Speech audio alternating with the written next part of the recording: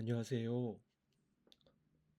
지난 한 주 동안 믿는 사람으로 살아가느라 수고가 많으셨습니다.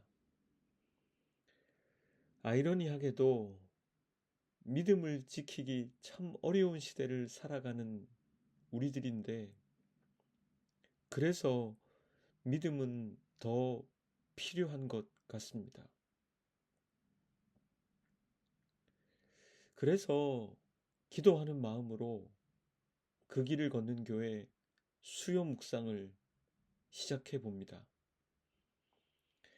전도서 저자 코엘렛은 이 세상의 이치를 깨우치는 지혜를 터득한 사람입니다. 그는 이 지혜를 이용해서 세상과 사람들을 연구했습니다. 이걸 요즘식으로 말하면 인문학이라고 말할 수 있겠다 생각해 보았습니다. 인문학이라고 하는 게 사람과 그 사람들이 살아가는 사회에 대해서 연구하는 학문이니 그리 틀린 말도 아닐 것입니다. 인문학의 대표적인 학문들이 문사철인데, 이 문사철이라는 건 문학, 역사학, 철학의 줄임말입니다. 전도서 저자는 여기에 신학을 더하고 있습니다. 그런 그는 무엇이 헛된 것인지 쭉 나열해 가고 있습니다. 그 사이사이에 우리들은 저자가 무엇을 의미 있게 생각하고 있는지 그것을 엿볼 수 있습니다. 결코 영속적이지 않은 것들에 대해서 말하면서 우리는 영속적인 가치를 지닌 것이 무엇일지 생각해 보게 해 줍니다. 헛되다는 뜻의 단어 헤벨은 숨과 바람을 잡으려는 행위처럼 잡을 수 없는 것을 잡으려고 하는 헛되고 공허하며 무의미한 것을 의미해 줍니다. 숨은 그림 찾기를 하듯 오늘 전도서 2장에서 코엘렛은 무엇이 헤벨이라고 말하는지 생각해 보겠습니다. 우선 본문을 통해서 그것을 확인해 볼 텐데 오늘은 2장 말씀을 세번역 성경으로 읽겠습니다. 나는 혼자서 이런 생각도 해 보았다. 내가 시험 삼아 너를 즐겁게 할 것이니 너는 내 마음껏 즐겨라. 그러나 이것도 헛된 일이다. 알고 보니 웃는 것은 미친 것이고 즐거움은 쓸데없는 것이다. 지혜를 갈망해 온 나는 술로 내 육신을 즐겁게 하고 낙을 누려보려고 마음먹은 적도 있다. 참으로 어리석게도 이렇게 사는 것이 짧은 한평생을 가장 보람있게 사는 것이라고 생각하였다. 나는 여러 가지 큰 일을 성취하였다. 궁전도 지어보고 여러 곳에 포도원도 만들어 보았다. 나는 정원과 가수원을 만들고 거기에 온갖 과일 나무도 심어 보았다. 나무들이 자라나는 숲에 물을 대려고 여러 곳에 저수지도 만들어 보았다. 남녀 종들을 사들이기도 하고 집에서 시종들을 태어나게도 하였다. 나는 또한 지금까지 예루살렘에 살던 어느 누구도 일찍이 그렇게 가져본 적이 없을 만큼 많은 소와 양 같은 가축대를 가져보았다. 은과 금, 임금들이 가지고 있던 여러 나라의 보물도 모아 보았으며 남녀 가수들도 거느려 보았고 남자들이 좋아하는 처첩도 많이 거느려 보았다. 드디어 나는 일찍이 예루살렘에 살던 어느 누구보다도 더 큰 세력을 가진 사람이 되었다. 지혜가 늘 내 곁에서 나를 깨우쳐 주었다. 원하던 것을 나는 다 얻었다. 누리고 싶은 낙은 무엇이든 삼가지 않았다. 나는 하는 일마다 다 자랑스러웠다. 이것은 내가 수고하여 얻은 나의 몫인 셈이었다. 그러나 내 손으로 성취한 모든 일과 이루려고 애쓴 나의 수고를 돌이켜보니 참으로 세상 모든 것이 헛되고 바람을 잡으려는 것과 같고 아무런 보람도 없는 것이었다. 임금자리를 이어받은 사람이 무엇을 할 수 있는가? 기껏해야 앞서 다스리던 왕이 이미 하던 일뿐이다. 무엇이 슬기로운 일이며 무엇이 얼빠지고 어리석은 일인지 알려고 애를 써보기도 하였다. 빛이 어둠보다 낫듯이 슬기로움이 어리석음보다 더 낫다는 것. 슬기로운 사람은 제 앞을 보지만 어리석은 사람은 어둠 속에서 헤맨다는 것. 이런 것은 벌써부터 알고 있다. 지혜 있는 사람에게나 어리석은 사람에게나 똑같은 운명이 똑같이 닥친다는 것도 알고 있다. 그래서 나는 스스로 물었다. 어리석은 사람이 겪을 운명을 나도 겪을 터인데 무엇을 더 바라고 왜 내가 지혜를 더 얻으려고 애썼는가? 그리고 나 스스로 대답하였다. 지혜를 얻으려는 일도 헛되다. 사람이 지혜가 있다고 해서 오래 귀역되는 것도 아니다. 지혜가 있다고 해도 어리석은 사람과 함께 사람들의 기억에서 영원히 사라져 버린다. 슬기로운 사람도 죽고 어리석은 사람도 죽는다. 그러니 산다는 것이 다 덧없는 것이다. 인생살이에 얽힌 일들이 나에게는 괴로움일 뿐이다. 모든 것이 바람을 잡으려는 것처럼 헛될 뿐이다. 세상에서 내가 수고하여 이루어 놓은 모든 것을 내 뒤에 올 사람에게 물려줄 일을 생각하면 억울하기 그지없다. 뒤에 올 그 사람이 슬기로운 사람일지 어리석은 사람일지 누가 안단 말인가? 그러면서도 세상에서 내가 수고를 마다하지 않고 지혜를 다해서 이루어 놓은 모든 것을 그에게 물려주어서 맡겨야 한다니 이 수고도 헛되다. 세상에서 애쓴 모든 수고를 생각해 보니 내 마음에는 실망뿐이다.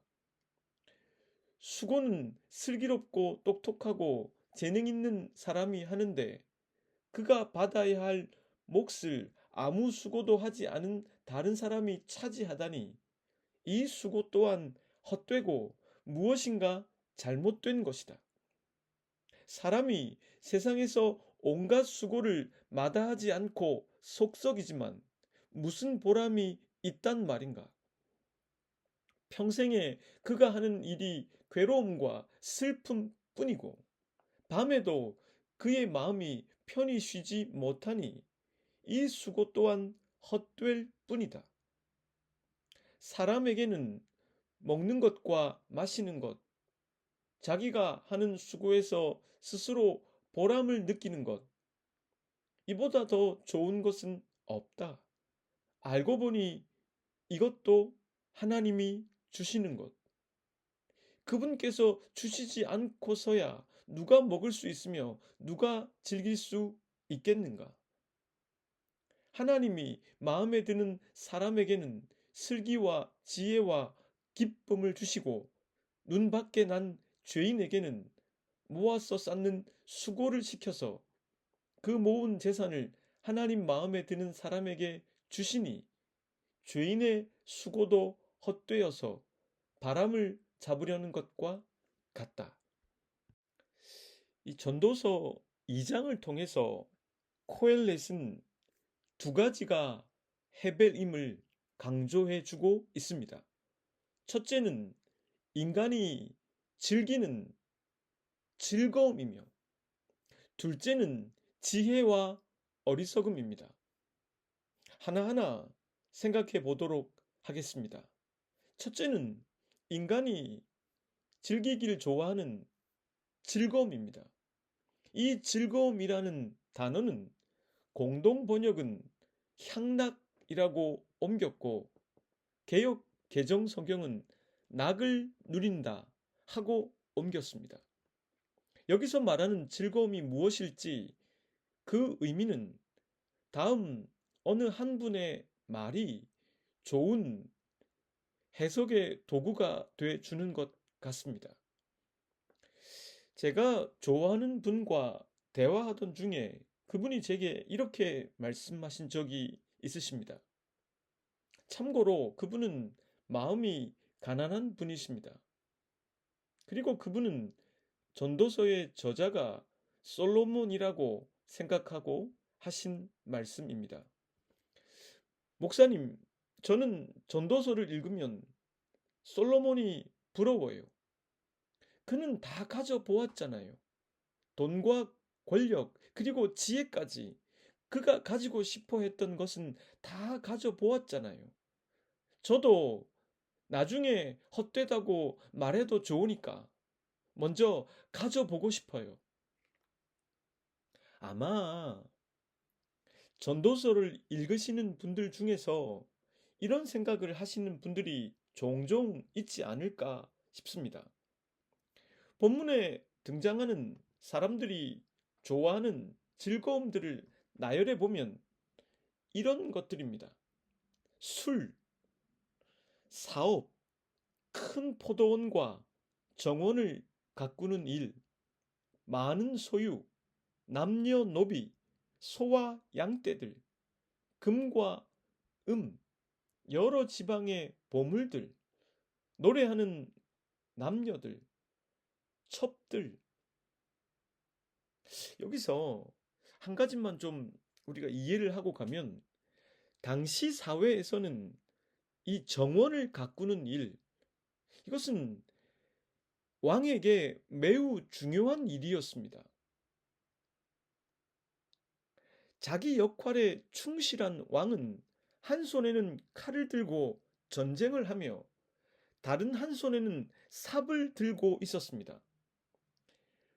왜냐하면 왕은 백성들의 정착과 경작을 위해 불모지를 쓸만한 땅으로 개간하는 작업이 매우 중요한 임무였기 때문입니다. 고대 동양의 왕들은 전쟁뿐만 아니라 화려한 정원이 이러한 의미에서 중요했던 것입니다.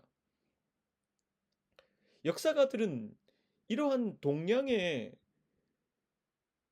이러한 것들이 유럽으로 전해졌다고 봅니다. 베르사유 궁전의 화려한 정원도 그런 흐름이 전해진 것이라고 보는 견해가 많습니다. 저자는 능숙한 원의 솜씨뿐만 아니라 그의 통치 영역을 확장했고 소유를 증대시켜 나갔으며, 인간으로서 누릴 수 있는 쾌락이란 쾌락은 다 즐겼습니다. 그는 이렇게 될 수 있었던 이유에 대해서 본문 9절과 10절에 이렇게 밝힙니다. 내가 이같이 창성하여 나보다 먼저 예루살렘에 있던 모든 자들보다 저 더 창성하니 내 지혜도 내게 여전하도다. 무엇이든지 내 눈이 원하는 것을 내가 금하지 아니하며 무엇이든지 내 마음이 즐거워하는 것을 내가 막지 아니하였으니 이는 나의 모든 수고를 내 마음이 기뻐하였음이라. 이것이 나의 모든 수고로 말미암아 얻은 몫이로다. 저자는 자신이 갖고 있는 지혜를 사용해서 수고함으로 그러한 것들을 갖게 되었다고 밝히고 있습니다. 부당한 방법을 사용했거나 자신의 노력 없이 얻게 된 것이 아니라는 뜻입니다. 자신에게 있는 그 지혜를 사용해서 즐거움과 쾌락을 추구해 보았다는 것입니다. 미국의 장로교 목사이자 기독교 철학자인 프란시스 쉐퍼는 이렇게 말했습니다. 우리의 이성이 하나님께로부터 독립하면 자유를 얻게 되는 게 아니라 더욱 방황하게 된다. 하나님께서 주신 생각할 수 있는 능력이 전적으로 자유의지에 의해서만 작동할 경우 우리는 자유를 누릴 수 있는 게 아니라 더욱 방황할 수밖에 없게 된다는 것입니다.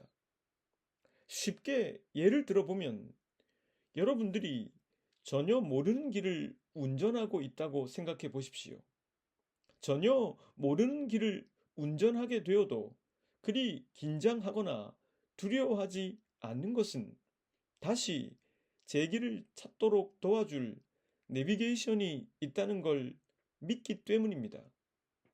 혹 내비 없이 자유롭게 드라이브를 즐기고 싶다는 마음으로 이정표만을 보고 어디를 여행한다고 해도 마음 한켠에는 나중에 내비를 보면 되지라는 안전장치가 마음에 있습니다. 그래서 자유로워지는 것입니다. 마찬가지로 우리의 이성을 자유롭게 사용하면서도 안심을 하고 두려워하지 않을 수 있는 것은 그 이성이 설령 실수를 하더라도 하나님께로 돌아가 바로잡아 주실 것이란 믿음이 있기 때문입니다. 저자는 자기의 지혜와 노력이 동원되어 인간으로서 누릴 수 있는 즐거움과 쾌락을 맛보았던 것입니다. 그는 그것의 결과를 이렇게 적고 있습니다. 본문 11절입니다. 그 후에 내가 생각해 본즉 내 손으로 한 모든 일과 내가 수고한 모든 것이 다 헛되어 바람을 잡는 것이며 해 아래에서 무익한 것이로다. 지혜와 수고를 동원해 얻게 된 소유와 누린 즐거움에 대한 저자의 반응은 자부심이 아닙니다. 오히려 후회에 가깝습니다. 자신이 깨달은 것에 대해서 쓰면서 사용한 동사 파나라고 하는 동사는 나는 돌아섰다, 나는 마주하다 라는 뜻을 갖고 있습니다. 그는 지금 자신의 업적을 통해서 누린 즐거움의 한계를 인식하고 그것으로부터 돌아서고자 하고 있습니다. 저는 저자가 자신이 이룬 엄청난 업적 뒤에 숨어서 그것을 유지 존속하고 그것에 도취되어 살지 않겠다고 솔직하게 선언하고 있는 이 모습에서 감명을 받았습니다. 그는 정직했습니다. 자신의 지혜와 수고를 동원해서 얻은 것이 헛되다는 것을 인정했습니다. 설령 남들이 그것을 우러러보고 부러워한다고 해도 그것이 공허하다는 것을 솔직하게 인정하고 있습니다. 그것이 영속적인 가치를 지니고 있지 않다는 것을 깨닫게 된 것입니다. 그의 지혜와 자유의지가 하나님의 인도하심에 영향을 받기 시작했다는 뜻입니다. 둘째는 지혜와 어리석음입니다.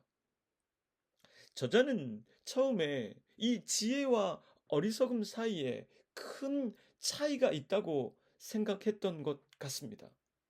그가 말하길 지혜가 우매보다 뛰어남이 빛이 어둠보다 뛰어남 같도다 라고 말했을 정도입니다. 이 말은 빛은 지적인 능력과 생명을 뜻하는 것이며 어둠은 무지와 죽음을 상징한다고 보는 것입니다. 저자는 앞서 그 지혜를 사용해 남들보다 더 많은 즐거움과 쾌락을 누린 것이 헛되다는 것을 이미 밝혔습니다. 그런 그는 이제 그렇다면 그 지혜, 즉 남들보다 더 많은 것을 얻게 한 그 지혜 그 자체를 다루고 싶어진 것입니다.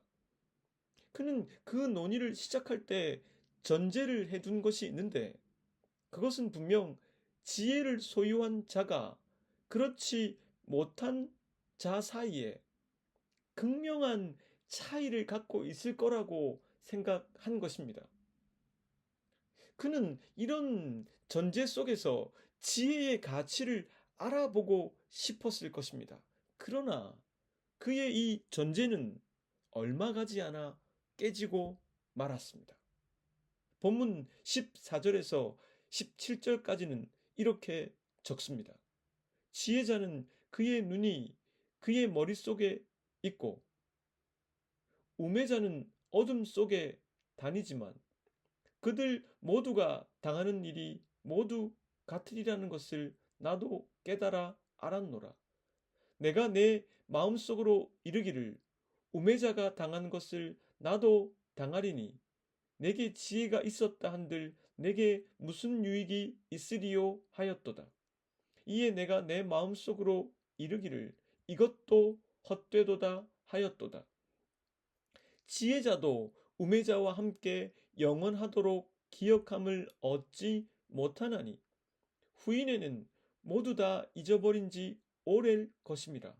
오호라 지혜자의 죽음이 우매자의 죽음과 일반이로다. 이러므로 내가 사는 것을 미워하였노니 이는 해 아래에서 하는 일이 내게 괴로움이요 모두 다 헛되어 바람을 잡으려는 것이기 때문이로라. 저자는 지혜와 우매함은 흑백처럼 선명하게 구별되지만 결국 죽음 앞에서는 그 구별이 무색해진다는 것을 깨달았습니다. 죽음 앞에서 인간은 평등해진다는 것을 알게 되었습니다. 지혜를 얻기 위해 온갖 수고를 다했지만 그 지혜를 얻은 사람조차 죽음으로부터 벗어날 수 없다는 것을 깨달았다는 것입니다. 또한 그 지혜를 얻어 그것을 이용해서 얻은 수많은 소유와 명성이 있다고 해도 그것이 죽음으로부터 벗어날 수 있게 도와주지 못한다는 걸 그는 알았습니다. 아니, 오히려 지혜를 얻어 더 많은 것을 소유하게 되면 범민만 커지게 됩니다.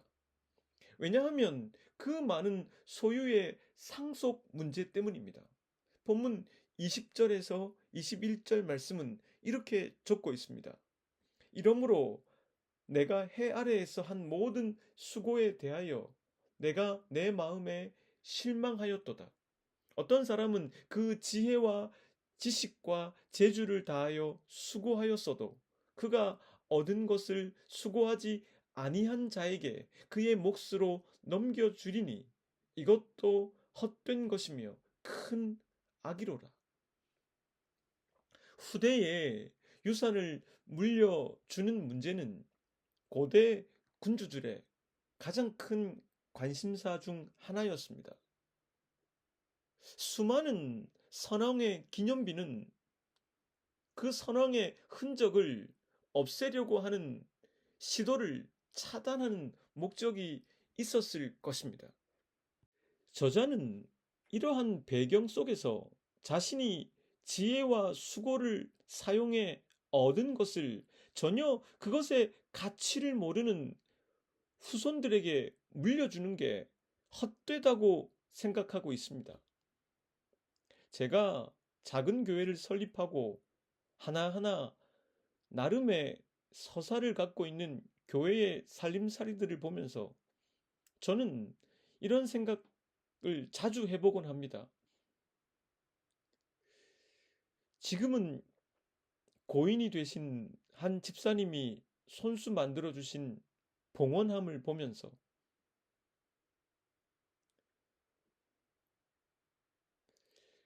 교회를 그만하시게 되어 교회의 모든 집기들을 저희 교회에 보내주신 한 목사님을 생각하면서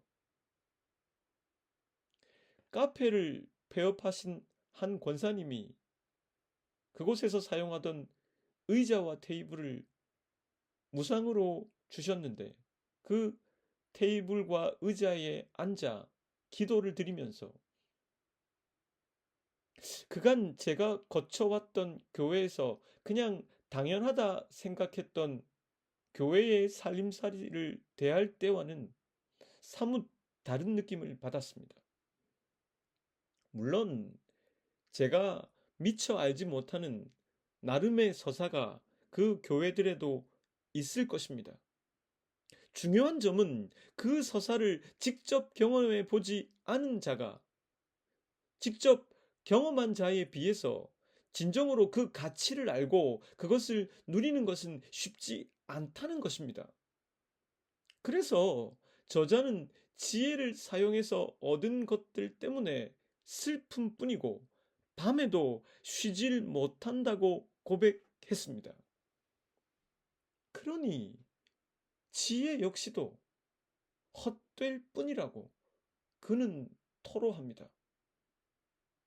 그러다가 그 역시도 너무 허무함에 빠지고 싶지 않았는지 잠시 하나님의 손에서 나오는 것에 집중합니다. 본문 24절입니다.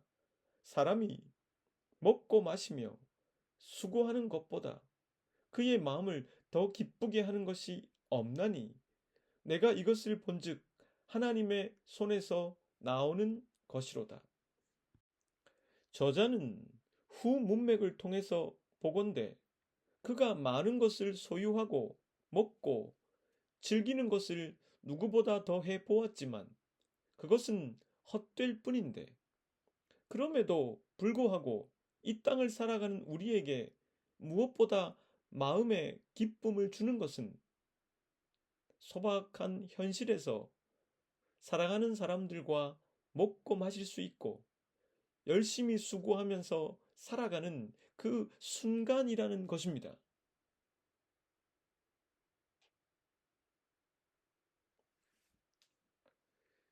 지혜자든 우매자든 언젠간 죽을 것이고 더 갖게 되든 적게 갖든 그건 역시도 헛될 뿐인데 중요한 것은 그 사람에게 주어진 시간 동안에 하나님께서 주신 기쁨을 누리는 삶이 가치가 있다고 적은 것입니다. 제가 좋아하는 나태주 시인의 행복이라는 시가 있습니다. 나태주 행복.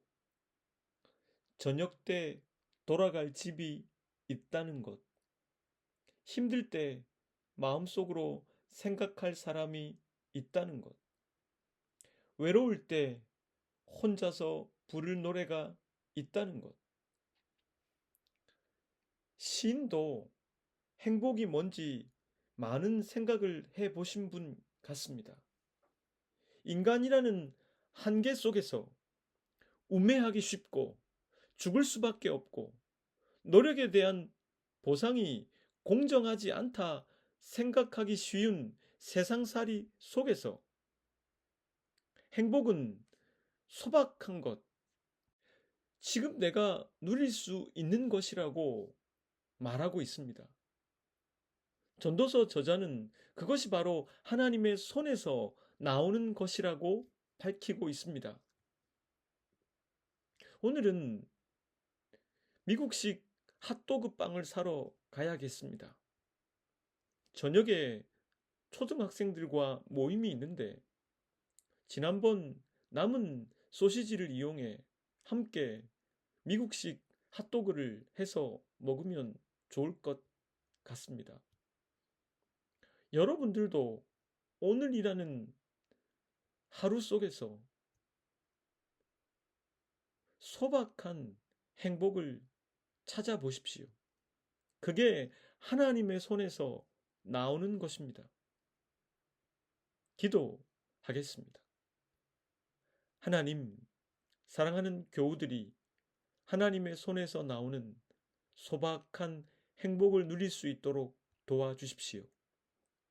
고단한 몸을 이끌고 갈 집이 있다는 것, 함께 음식을 나누어 먹을 수 있는 가족이 있다는 것, 힘들다고, 아프다고 말할 사람이 있다는 것, 외로울 때 곁에 계신 주님께 작은 소리로 기도할 수 있다는 것, 이런 행복을 누릴 수 있도록 도와주십시오.